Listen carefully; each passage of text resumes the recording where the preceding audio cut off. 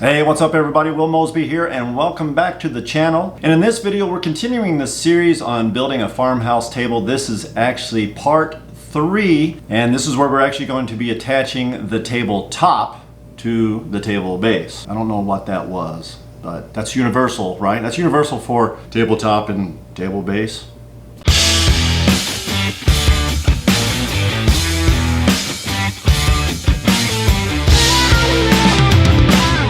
So in doing my research on how I was actually going to attach the tabletop to the table base, I ran across a couple of different methods. I ended up going with a threaded insert, but I did originally purchase these Rockler, kind of like it's a tabletop fastener. It's like this little Z fastener. I don't know if you can see that. Yeah, little Z fastener.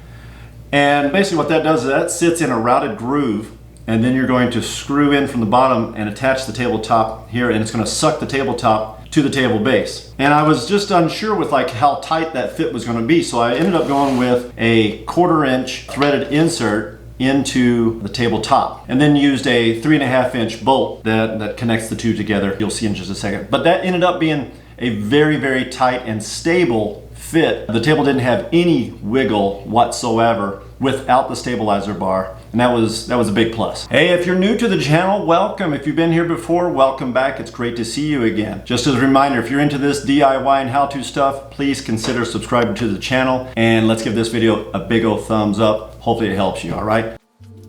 All right, so the first thing that we want to do is figure out exactly where the center of the table is, so we'll know where the base will need to sit.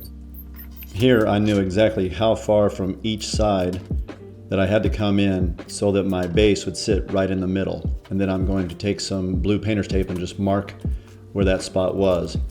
And then I also knew exactly how far in from the end that I needed, or that I wanted, the base to sit. I decided to place the bases 11 inches from the end. This is very similar to a table that I already have in my house, so I just used it as a reference. The tape is going to mark the spot where these blocks are going to be in place that will mark the outside edge of the base. Having those blocks in place are a huge help. They not only help me keep the base parallel to the end of the table, but they also act as a guide left to right so I can get the base aligned right in the center of the table. All I have to do is match up each outside edge of the base with each outside edge of the blocks, and I'm spot on.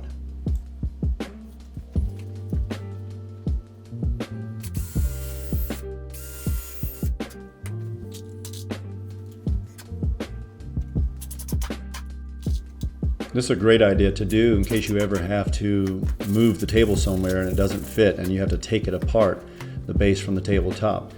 Just leave those blocks in place and you'll be able to put the base right in the correct position every single time. You can see me feeling of the edge there to make sure that I'm flush on both sides. That ensures that I'm in the same position. Now I double checked it just to make sure that I was equal on both sides, and I'm checking that I'm square.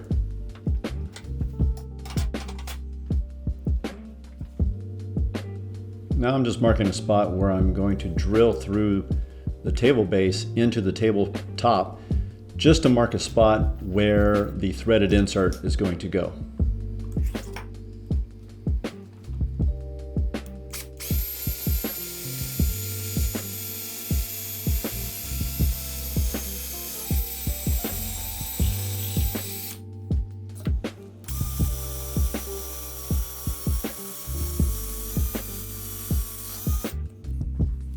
Once I've got my spot marked, I'm going to grab the 1/4 inch bit and mark exactly how deep that it needs to go so the 1/4 inch threaded insert fits exactly flush with the tabletop.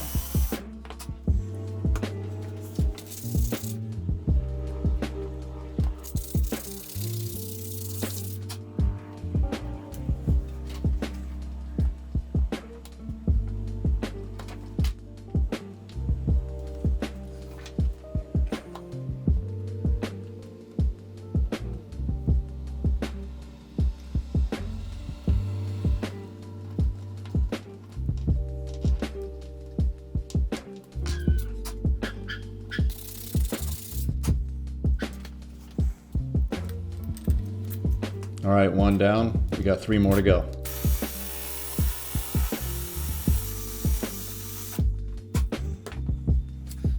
Little side note, I did end up staining the whole entire table with that classic gray, and this is the bottom side of it, obviously.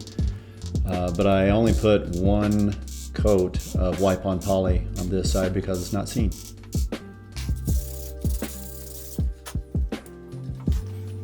All right, here's a good close-up of what the threaded insert looks like installed.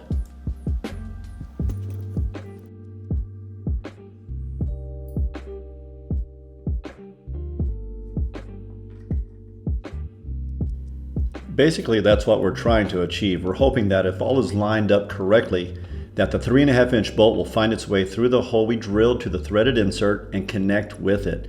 And I'll admit, my first one was a little bit difficult, but the other 3 went very smoothly. And what I'm pointing out is that it was better to use a little bit larger drill bit when making this hole, so it gave me some wiggle room when the bolt was searching to try to find the threaded insert.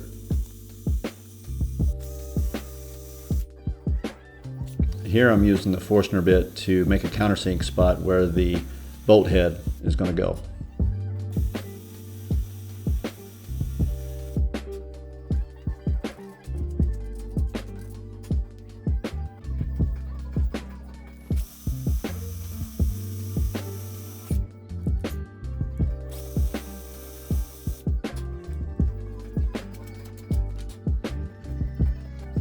All right, so now we're going to put the bolt in, and if everything is lined up right, we're going to hit the hole the first time, and I did. I cannot believe it. I got really lucky. All right, so now we're going to tighten the base down to the tabletop, and you'll see that gap on the side just disappear. It gets really snug. All right, so we're going to jump into SketchUp real quick and talk about this stabilizer bar. We just finished mounting the bases to the tabletop, and now we're going to work on this piece right here. Something you got to pay close attention to is whenever you're putting your bases on, you need to figure out, of course, what is that inside dimension right there. The one from here to over there. You got to figure out that part right there, because that is going to be the length of this piece right here, this little section right here, because it's going to have to butt up against there pretty tight. And then, of course, as you're working through, this hole is 3.5 inches. So that little tenon right there is going to be 3.5 inches. And should stick out about, you know, 1 inch to 1.5 inches on either side, whatever preference is that you have.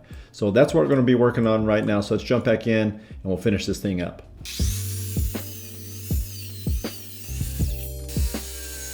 My original plan was to use the Japanese handsaw to cut the tenon out, but that was going to take way too much time, so I just decided to use the jigsaw instead.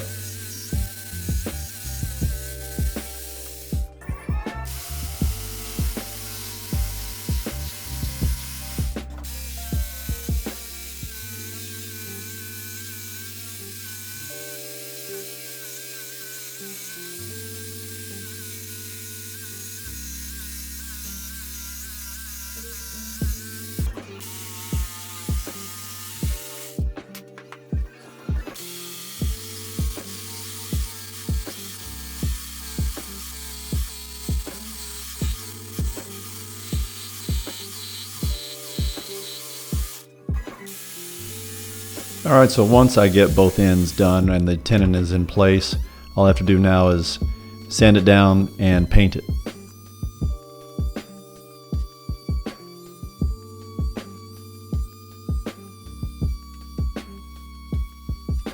And I apologize, but I don't have any footage of me actually installing the stabilizer bar between the 2 bases.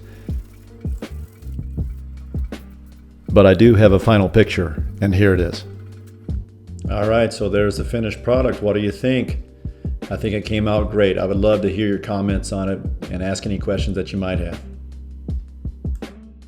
All right, guys, there you go. Hopefully you found this video helpful. Be sure to give it a big old thumbs up and subscribe if you haven't already done so. And I will see you in the next video.